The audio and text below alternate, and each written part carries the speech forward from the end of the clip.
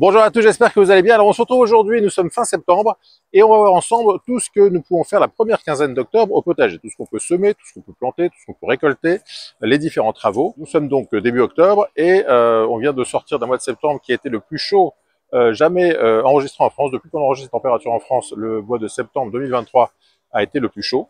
Donc, on connaît les problèmes du dérèglement climatique. Donc, certaines plantes apprécient cette chaleur, d'autres moins. On va voir tout ça.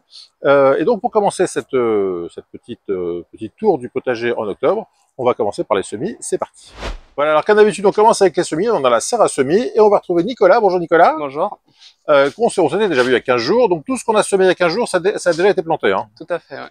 Ok, et donc là, on va voir tout ce que vous avez semé là dans la semaine qui vient de passer. Oui.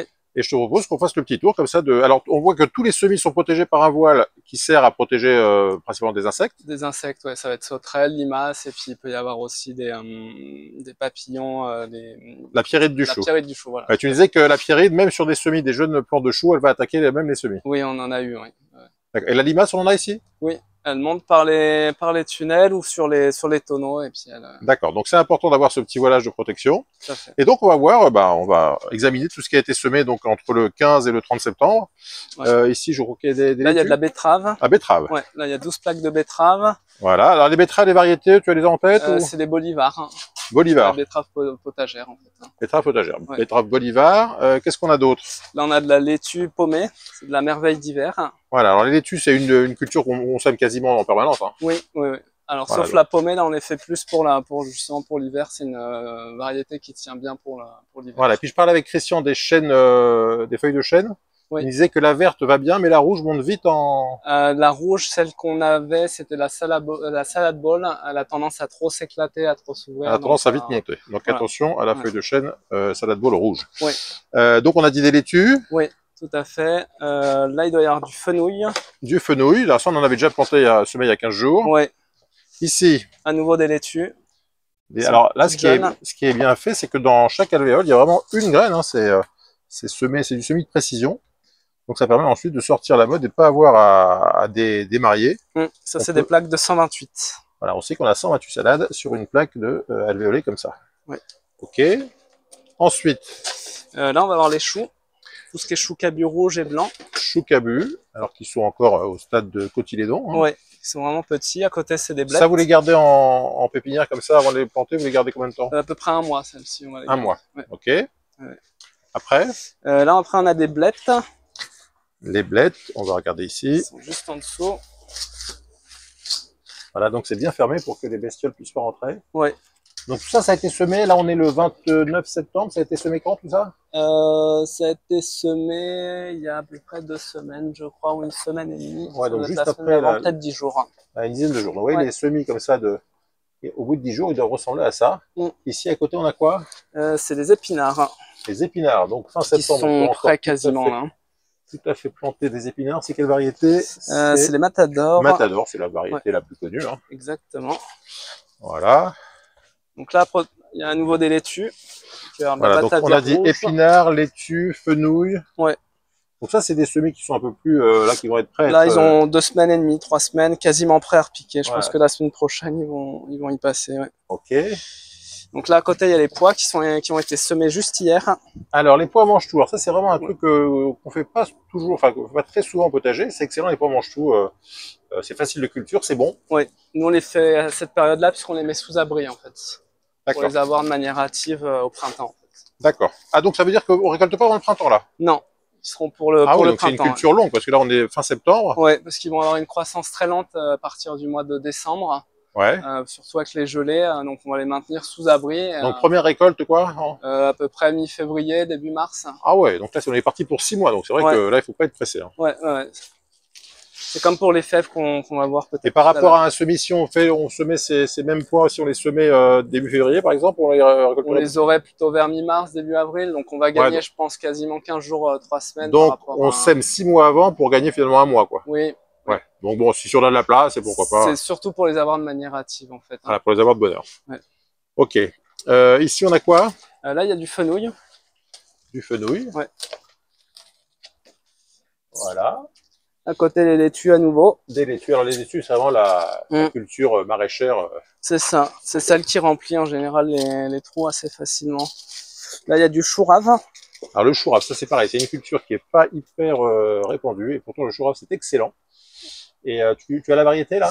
C'est les Azure Star. Azure Star. Ouais. Alors les choux raves, il y en a des blancs, il y en a des violets. Ceux-là, c'est les violets. Ouais. Ils sont tous très bons. Et c'est vraiment, ça se mange même en rondelles avec un peu de citron et du sel, c'est formidable. Ouais.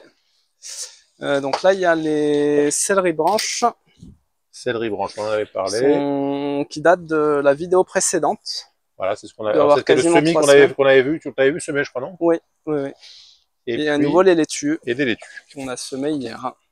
Voilà, donc on a vu tous les semis qu'on a fait fin septembre et dans les semaines qui viennent, hein, dans les 2 semaines qui viennent, est-ce que tu as des semis prévus encore? Je crois que tu as fait des semis en pleine terre de navet. Oui, on a ressemé du navet et il va y avoir d'autres semis qui vont être la même chose que ceux qu'on a là pour pouvoir faire les rotations dans le champ. Voilà, donc on récapitule, fin septembre, début octobre, on fait de l'épinard, de la betterave, laitue, fenouil, les choux raves. Voilà, alors c'est pas la période la plus sexy de l'année pour le potager, mais bon, c'est des cultures qui poussent avec cette... faire, hein. Voilà, il y a de quoi faire. Ouais. Voilà pour les semis, donc maintenant on va voir tout ce qui est plantation, tout ce que tu as planté récemment. Ouais. Allez, c'est parti. Voilà, donc après la partie semis, on va voir la partie plantation. Donc tout ce qui a été semé il y a 15 jours, 3 semaines a été mis dans le sol, a été planté. Et donc, Nicolas, fais-nous la visite guidée de tout ce qui a été fait. Alors on va commencer par ce premier rang ici. Alors là, c'est des semis de radis. Des semis de radis, ouais, donc qui ont quel âge? Il y a un mois. Un mois. À gauche, c'est du semi-demi-long, c'est le Pernod clair, et à droite, ça doit être du rond, c'est le Saxin.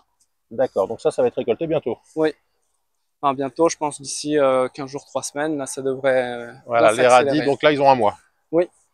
À côté, on a du navet, je crois. Navet, là, c'est les navets boules d'or. Voilà, alors ça, c'est pareil, ça a été semé il y a quoi? Il y a un mois? Pareil, c'est la même période. C'est du semi-direct en pleine terre. Semi-direct début septembre. C'est quoi? C'est écarté de 20 cm en interrang? Oui.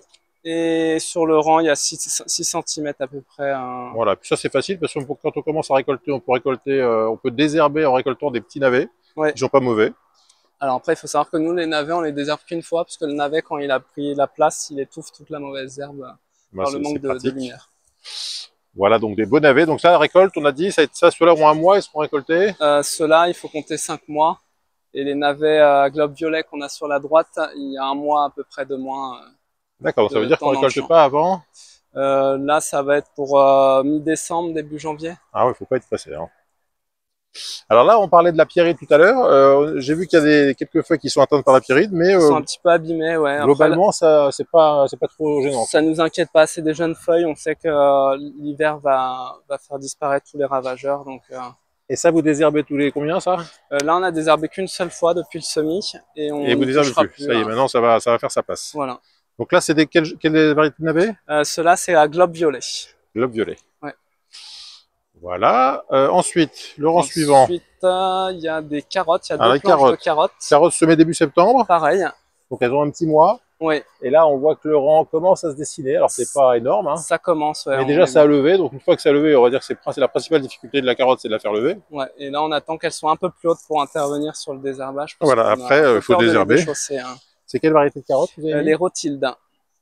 Les Rothschild, c'est pas Rothschild. Hein. Non, Rothschild. Rothschild. C'est ça. Voilà. Donc là, il y a 2 rangs de carottes. Ouais. Et après, le rendement des carottes, tu l'as en tête? C'est par planche, on fait à peu près 90 à 100 kg. Donc 100 kg sur une planche qui fait quelle longueur? 18 mètres. D'accord, ça veut dire qu'on est à 5 kg du mètre carré. À peu près, ouais. C'est pas mal. Ouais. Voilà, donc ça permet de savoir comme ça, si vous voulez 5 kg de 1 mètre carré, si vous voulez 10 kg, faites 2 mètres carrés. Là, on est sur des interrangs de 2 cm et demi. Interrangs ou tu veux dire entre le semis? Non, entre les rangs, il y a un peu plus. Entre chaque carotte, il y a 2 cm. Voilà, et entre les rangs, il y a quoi? Il y a 10? Il y a 6 cm et demi. 6 cm? J'ai l'impression qu'il y a plus là. Non, c'est 6 cm et demi. C'est vraiment au semoir Coleman, donc c'est des mesures qui sont standardisées. Attends, mais si je regarde ici, il n'y a pas 6 cm là, regarde, je vais avancer jusqu'ici. Là, j'ai 2 rangs. Entre ici et ici. Attends, voilà. Entre ici et ici, j'ai plus que 6 cm là, non? On doit être à 6 cm et demi normalement. Ouais, moi je dirais 10, mais bon. D'accord. On va aller chercher le mètre. Peut-être qu'on s'est trompé. Mais... Ok. Alors à côté, on a de la betterave, si je ne me trompe pas. C'est ça. Là, on a toujours de la avec le fameux betterave. tuyau qui est percé, donc ça permet d'arroser. Alors, 9e mois de septembre, très chaud, donc là, vous arrosez. Tu disais pour les semis, c'est arrosé au moins une fois par jour. C'est ça. Et pour 2 fois par jour quand il fait très chaud. pour tout ce qui est repiquage, c'est à peu près 15 minutes le matin. On arrose vers 7h. Vous arrosez tous les matins, donc une fois par jour, il y a un coup d'arrosage. Oui. Et pourtant, vous avez une terre qui a une bonne réserve en eau, a priori. Oui. Il faut quand même arroser chaque jour. Alors là, c'est arrosé par l'aspersion. Hein. On a de l'aspersion qui arrose en journée pour les semis directs. D'accord, là, c'est un semis récent, parce qu'il n'y a rien, on voit rien. C'est un semis de Navet à globe violet. navet à globe violet. On fait un petit plan à essuyer et on verra d'ici 15 jours ce que ça donne après 15 jours. C'est ça. Ici, c'est une superbe planche de mauvaises herbes. Oui. C'est une fin de culture de betterave, donc on va pas désherber, on finit de récolter et ce sera broyé.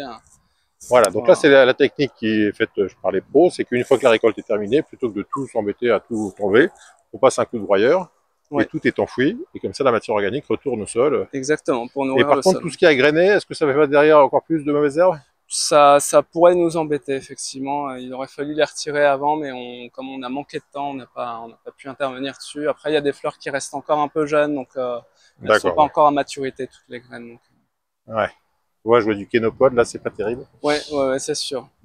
Ici là, c'est en attente, il n'y a rien. Là, je vois du maïs, on dirait. Ça doit être les rejets de chien-dent. Ah, c'est du chien-dent, on aurait du maïs, c'est loin. Si on tire dessus, ça doit être du chien-dent. Ah oui, le chien-dent, c'est un vrai problème. Il y a même du sorgho, là. Voilà, les rhizomes de chien-dent. Ouais. Ok, donc cette parcelle-là, il va y avoir quoi dedans? Semi-direct de carottes, de radis et certainement d'épinards qu'on va repiquer dans cette zone-là. Ok, et là on passe à des laitues a priori. Oui, là on a récolté cette semaine, donc là il y a de la batavia rouge et de la batavia blonde.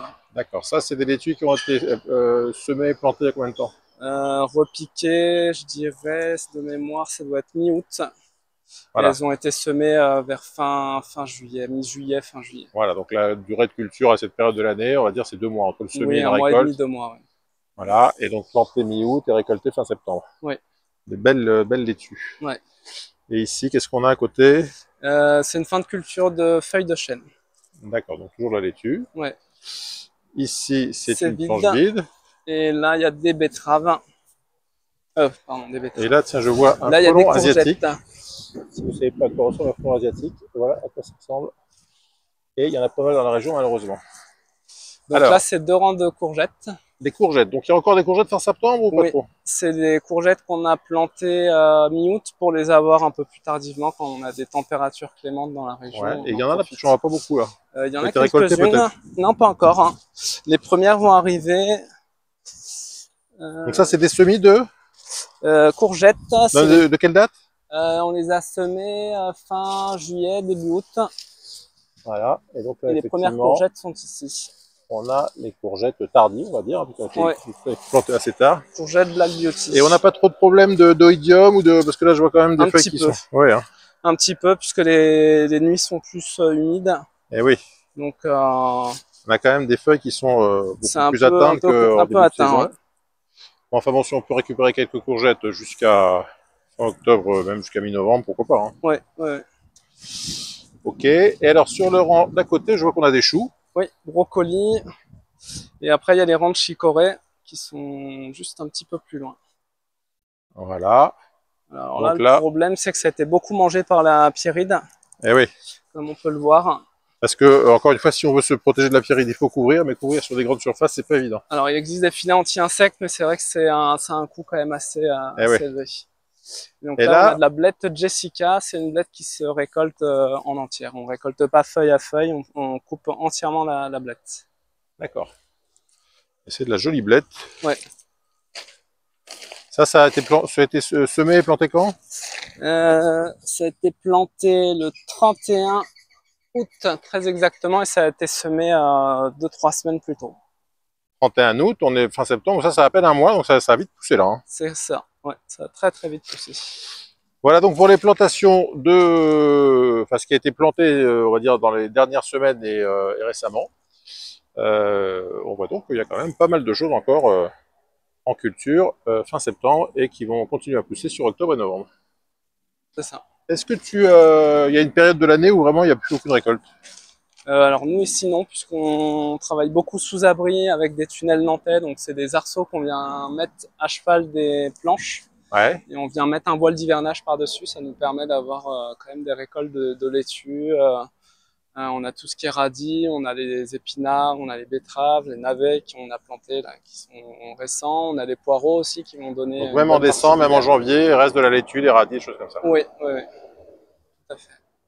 Ok. Et puis on va voir le chou kale là, qui va donner tout l'hiver. Hein. Le chou frisé qu'on a juste là. On a déjà récolté cette semaine. Un petit peu plus loin, on voit bien les feuilles, à quoi elles ressemblent.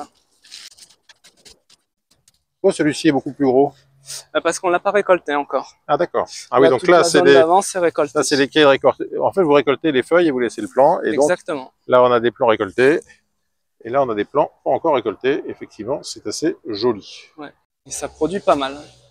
Voilà. Et ça se vend bien? Oui. Ouais, ça se vend 2 € la botte. Et ça se vend très très bien. Hein. Les gens les consomment beaucoup à la poêle. Ou sinon ils font aussi des jus avec des jus détox. Beaucoup l'utilisent comme ça. Ok, donc voilà pour les plantations de septembre-octobre. Alors après les semis et les plantations, on va voir tout ce qu'on peut récolter fin septembre, début octobre. Donc on voit qu'il reste quelques concombres, mais c'est la fin des concombres. Il reste quelques tomates, mais pareil, c'est la fin. Pas la fin des haricots, c'est la fin des tomates.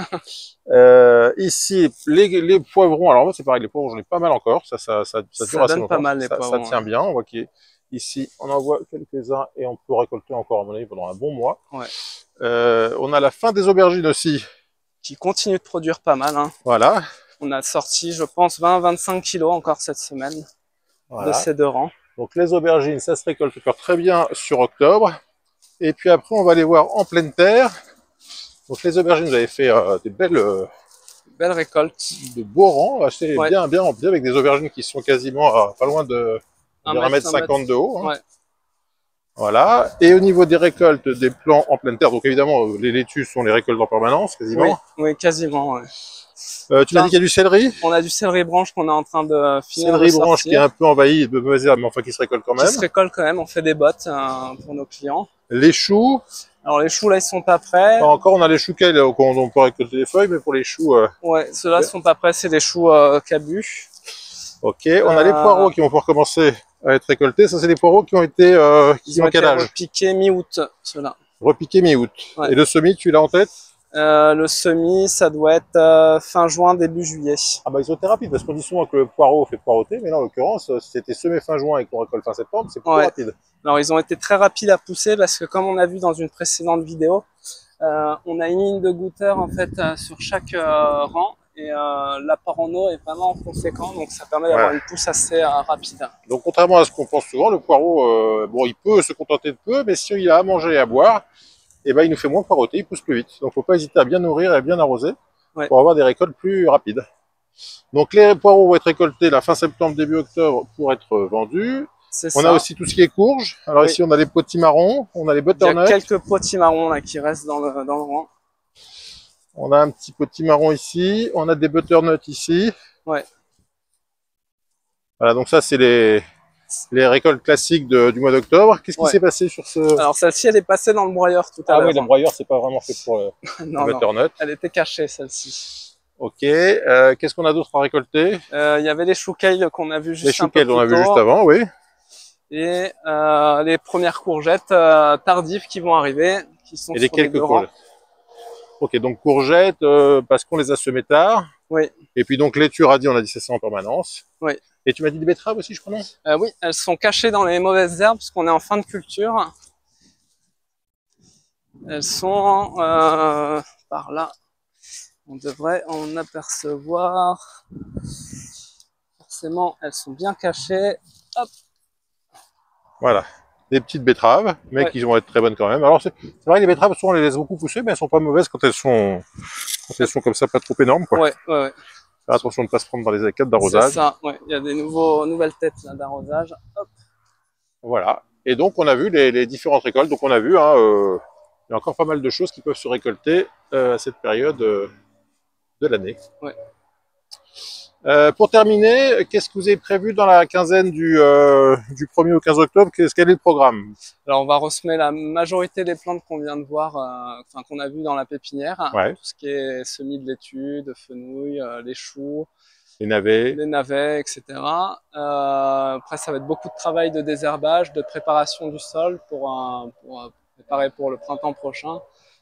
Beaucoup de broyage de planches, d'apport de nourriture, donc on apporte le fumier qui est... Ouais, traditionnellement, à cette période de l'année, on fume pas mal, on apporte on recharge un peu le sol, quoi. Exactement, ouais. Ok, et en termes de semis, vous allez donc ressemer toujours des laitues? Oui, tout ce qui est laitue, fenouil, les betteraves, les épinards. On va refaire les semis de carottes, les semis de radis en semi-direct. Le navet en semi-direct? Et pareil pour le navet, ouais. Voilà, et ben écoutez, donc on a fait un peu le tour de tout ce qu'il y a à faire à cette période de fin septembre, début octobre au potager. Et puis comme d'habitude, on se retrouvera dans une quinzaine de jours pour faire le point sur les différents travaux. Ça marche, à bientôt. Merci Nicolas. Merci. Oui, puis j'ai oublié de parler d'une chose importante, c'est que maintenant, Nicolas, régulièrement, tu postes sur ton compte Instagram les deux petits maraîchers. Les faits du jour. Donc, rappelle-nous le nom de ton compte Instagram. C'est les deux petits maraîchers. Non, c'est pas c'est deux petits maraîchers. Deux petits maraîchers, oui, avec le chiffre 2. Deux petits maraîchers, donc au pluriel, avec le chiffre 2. Et donc, comme ça, on voit chaque jour ce que vous faites. Chaque jour, on voit ce qu'on fait dans les champs. Voilà, donc si vous avez envie de suivre les aventures de Nicolas Magali au quotidien, deux petits maraîchers au pluriel sur Instagram. Exactement. Voilà, on a donc vu quoi semer, quoi planter, quoi récolter, les différents travaux à faire début octobre au potager. Si vous avez aimé cette vidéo, évidemment, n'hésitez pas à mettre un petit pouce bleu. Si vous avez des questions, des commentaires, c'est dans la section commentaires. Si vous n'êtes toujours pas abonné à la chaîne, je compte sur vous pour nous rejoindre très vite. Et puis, on se retrouve dans une quinzaine de jours pour voir donc les travaux de la mi-octobre au potager. À bientôt, bye bye!